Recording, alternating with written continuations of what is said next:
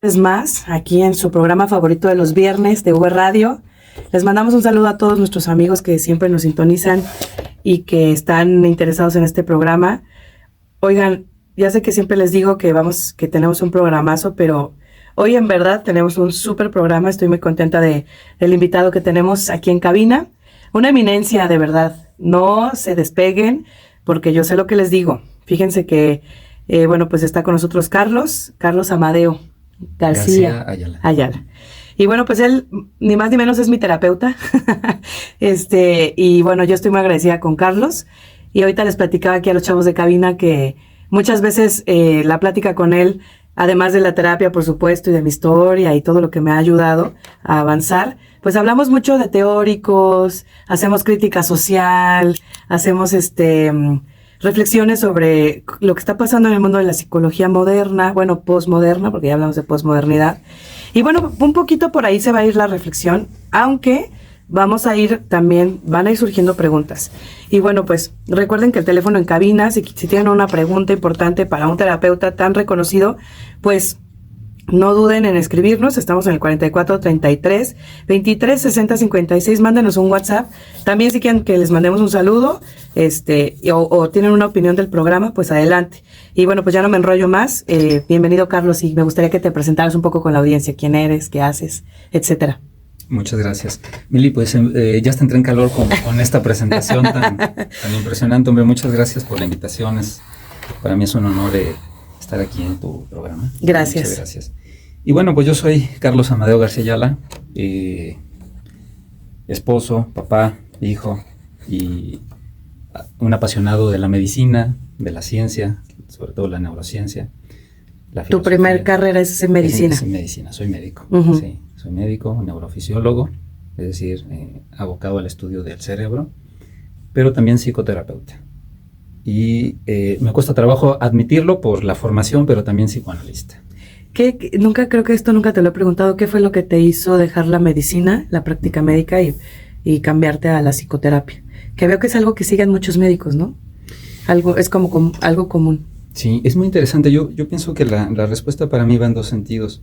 Por un lado, yo estuve haciendo investigación en el cerebro durante 6 años. O sea, yo terminé la carrera de medicina y cuando normalmente un médico hace un internado médico, que se va un año al hospital a estar rotando por distintos servicios, yo me fui a hacer investigación en neurociencias, o sea, desde el internado. Uh-huh.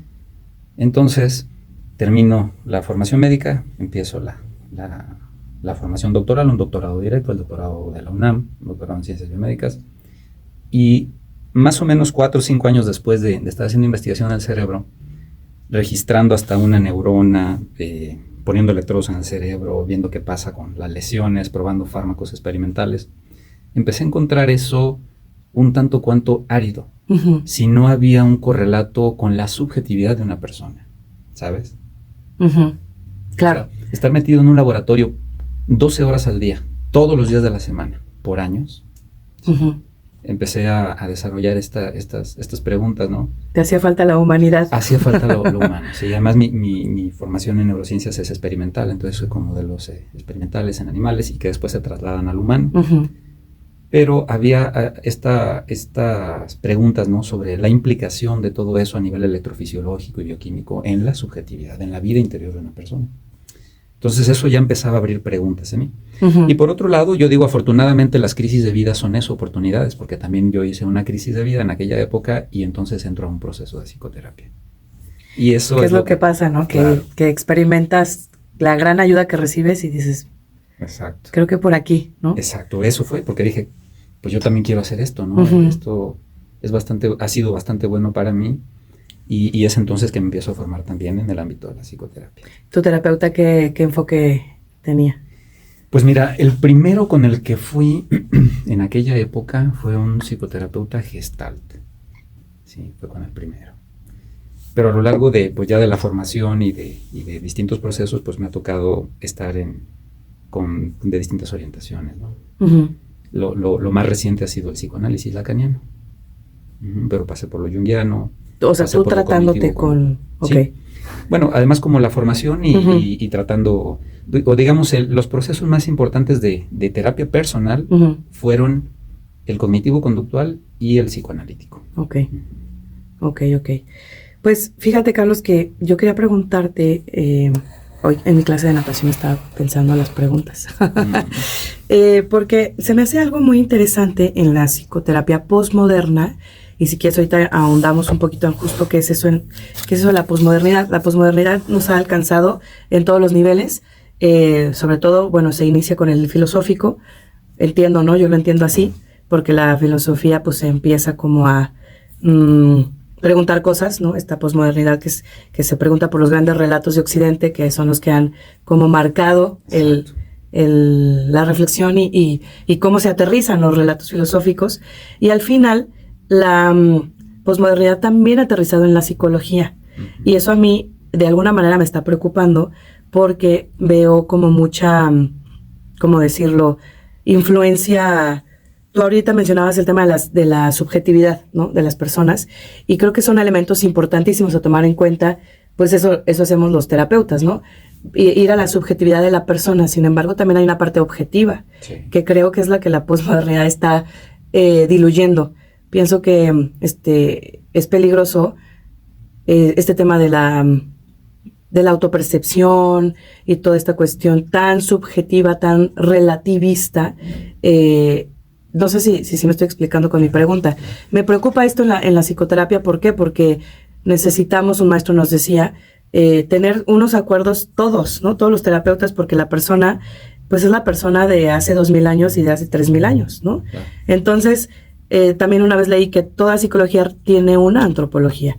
Entonces mi pregunta es un poco como, ¿tú qué percibes de la psicología y la posmodernidad? ¿Cómo ves como toda estas corrientes que están entrando en las psicoterapias? Claro. Bueno, me parece una pregunta importantísima, ¿sí? Efectivamente, podríamos decir que es indispensable tener una perspectiva antropológica para todos los que en algún momento dado nos dedicamos a atender el sufrimiento humano. Dígase médicos, psicólogos, sacerdotes, ¿no? Sí. Pero si vamos a la pregunta, es decir, más al ámbito de lo psicológico, pues bueno, en efecto ha habido todo un desarrollo, ¿no? Sobre todo en las últimas décadas, pero en lo que a mí me parece que sí se ha descuidado el aspecto antropológico de cada uno de los enfoques.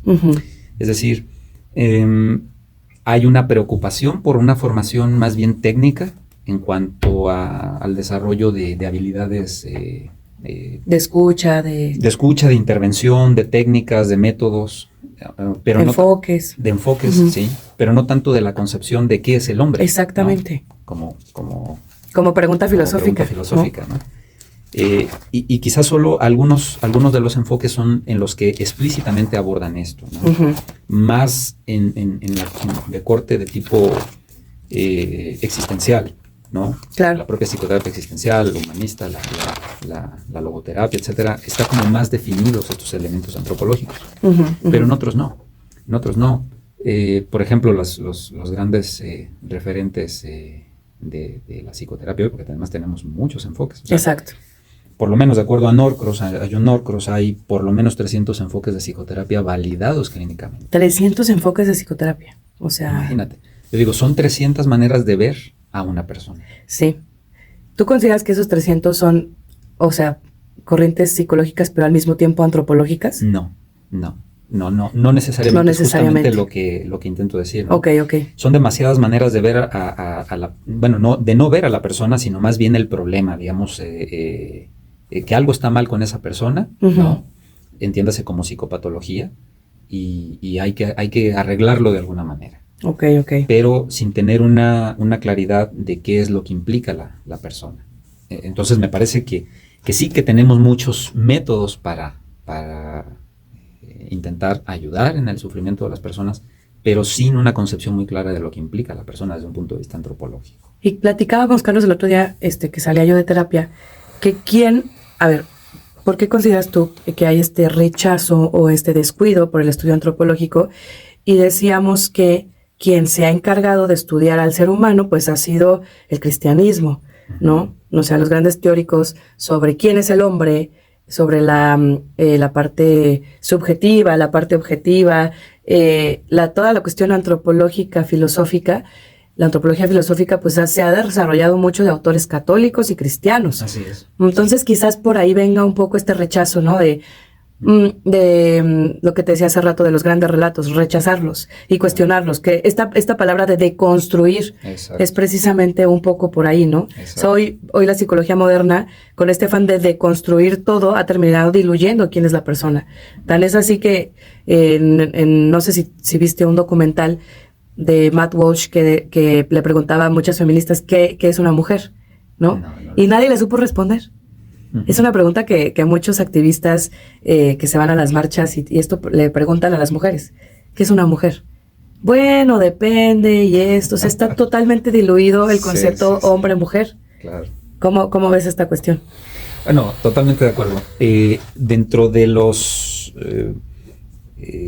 de las posibilidades que ha habido a lo largo de la historia de querer entender al hombre, definitivamente está del lado de la tradición cristiana y principalmente católica. Bueno, hay muchos pensadores cristianos judíos también, ¿no? Y judíos los hay también, sí. Judeo-cristiano sí. Podría ser. Ese es el enfoque judeo-cristiano. Sí, por supuesto, tendríamos que incluir primero a varios autores judíos muy importantes.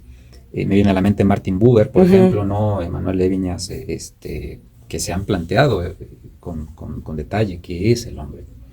Pero por supuesto, como bien señalas, me parece que hay un rechazo a todo aquello que huela o que tenga una esencia cristiana, o vamos a decir religiosa, aunque no sea necesariamente religiosa, sino antropológica.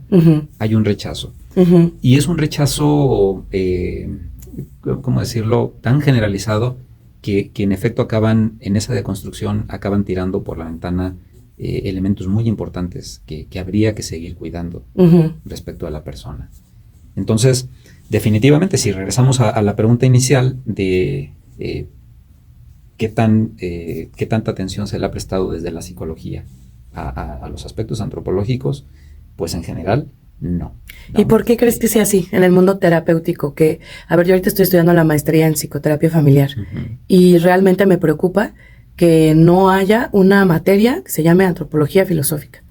Claro, y yo hago algunos comentarios o participaciones mucho desde esta parte porque pues ha sido algo que yo he tenido la oportunidad de estudiar, no tan a profundidad, pero que siento que me ha salvado y que me ha dado mucho sentido común, ¿no? Ahora que he estado atendiendo pacientes y que digo, bueno, esto no es psicológico, esto es antropológico, o sea, es antes de. Por supuesto. Y a mí me parece tan lógico, pues es esto, ¿no? Y no porque yo crea que soy mejor o peor que los otros terapeutas, sino que digo, qué herramienta tan importante, pues conocer al ser humano, quién es, de todas las preguntas existenciales, ¿no? De la persona. Así es. Oigan, nos están avisando que ya nos tenemos que ir al primer corte. Les prometo que se va a poner muy, muy interesante. Como vieron, está interesantísima la plática y no se despeguen. Regresamos.